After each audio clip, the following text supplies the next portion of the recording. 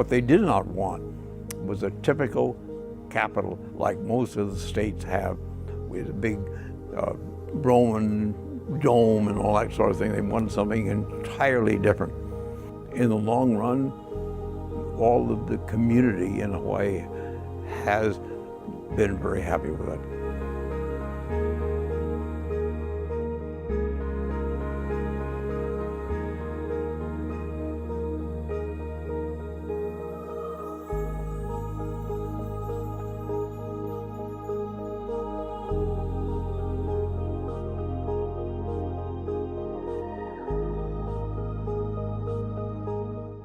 At the time that the capital was being considered, I was asked to be the representative of the Senate side, at least, to be on that committee to talk to them about the needs of the legislature so that when that building was designed and built, it would fit the requirements of the legislature. One of his missions in life was to get statehood, which was accomplished in 1959. And the changeover from Iolani Palace to the state capitol was another step in that process to show the change from the territory to the state. So I think it symbolizes the new state of Hawaii.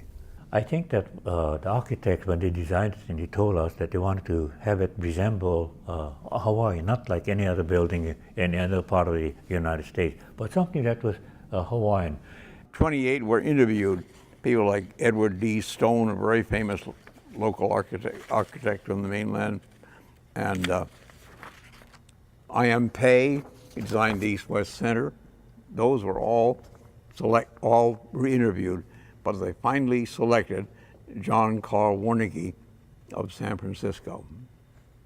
And he'd received several national and international design awards for consulates, American consulates and buildings he'd built all over the world. And selected with him was the firm that I was involved with, called Architects Hawaii, but in those days it was called Belt, Lamont and Lowe, because it included not only the architects, but all of the engineers. The architects did not do it by themselves. There was a committee of people from the community at large, from different sections of the community, that sat down with the architects. And while they were discussing the makeup of this beautiful building, they would ask the people from the community how they could be involved in bringing culture into the building. So that's the reason why this building is so symbolic, and it represents the people in the state of Hawaii. He wanted something to show that we were truly an important state in the United States. You know, he wanted Hawaii to be a major player and participant in the affairs of the United States, and being the only state out here in the Pacific, especially, and being unique because we have an indigenous population here. And so I think he wanted it to really reflect Hawaii and to show people that, hey, these people, they can put up a pretty good state capital over here. Maybe they know what they're doing. I think that we're all concerned about what it's going to cost. You know, the architects can plan one thing and they're very grandiose ideas, but I think that we, from a legislative government standpoint, we want to be sure that they didn't run off and spend any kind of money that they wanted to spend. I was responsible for the observation of construction. See, the architect is responsible to the client, this would be the state, to be sure that what is constructed is in accordance with the drawings and specs, that the contractor doesn't cheat in any way. And by the way, they often try to, believe it or not. And so that was one of my tasks. And I used to see it, you know, I lived at Washington Place for a while, and I used to see it walking around, and you think, my gosh, what's this thing going to look like? I mean, even though you know what the final result's supposed to be, you say, you really think they can get this done? Yeah, this building represents all of Hawaii. First of all, the building, when you look at it from a distance, represents a volcano. Why the volcano? Origin of the islands. From the depths of the Pacific Ocean, uprose the islands by means of volcanoes where we are today. It's surrounded by water, well, nearly surrounded by water, which represents the ocean. Thereby, the Capitol building represents an island. As you walk into the building, there are 8 pillars to greet you, 8 islands. Yeah, there's so much significance here. Take the outside of the chambers. It's built like in a cone shape.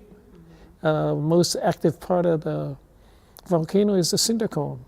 The brick out there is made from cinder, and it is in a cone shape. So when you see it from a distance, it looks like a cinder cone, or it's supposed to represent the cinder cone. And once you come into the gallery and you look down into the chambers, like looking down into the crater.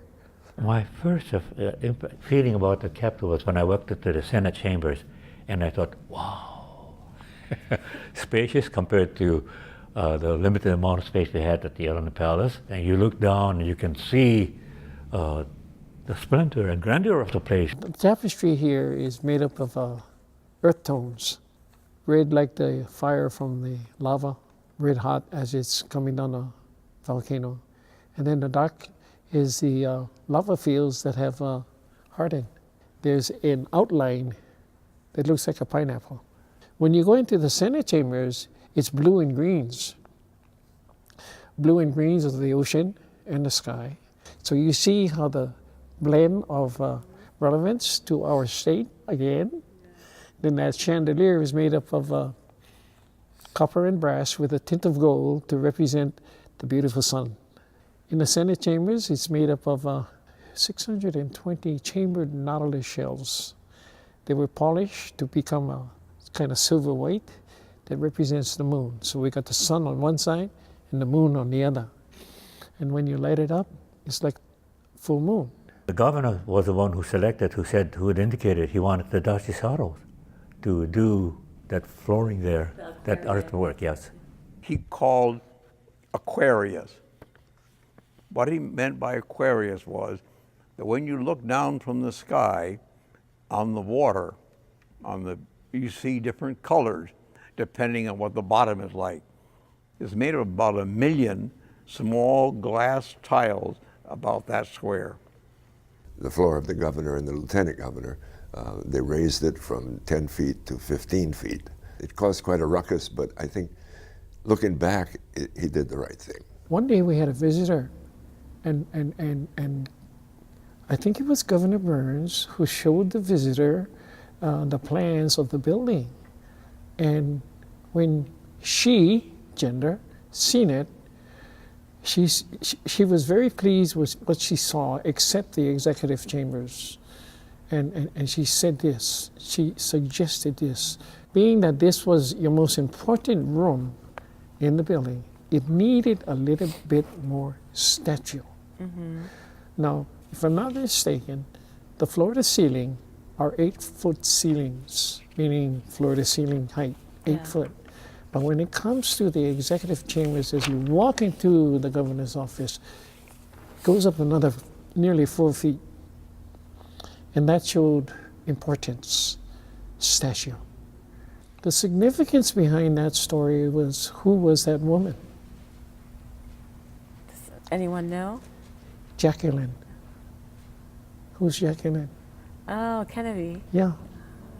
I think he could finally exhale and say, you know, I've seen it through all the way to the end, and here it is. Now we can really get cooking on being a great state. You know, we've got our facilities and we've got everything in place, so let's go get it done and keep marching on. So I think it was a very proud moment for him. The most important thing is to maintain the building. And that's one problem we have in Hawaii. Often the state doesn't appropriate money enough to maintain the buildings that are of great significance. And somehow the money to do the maintenance falls through the cracks. I don't see any evidence of that here at all. The significance of government power is the dome. Alongside of that is the significance of religious power, which is also a dome. Yeah. But you know, when it comes to the dome, I believe, although there may be significance in as much as the shape of a dome, it's powerful to be in the rotunda and to look up at the top of the dome and see the significance of wherever that dome is. Well, the significance of our dome is ours is the most beautiful dome in all.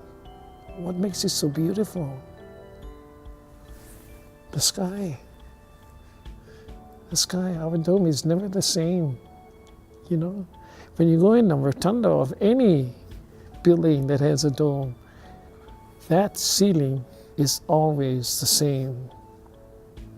When you look up at our dome and it opens up to the sky is never in your lifetime the same.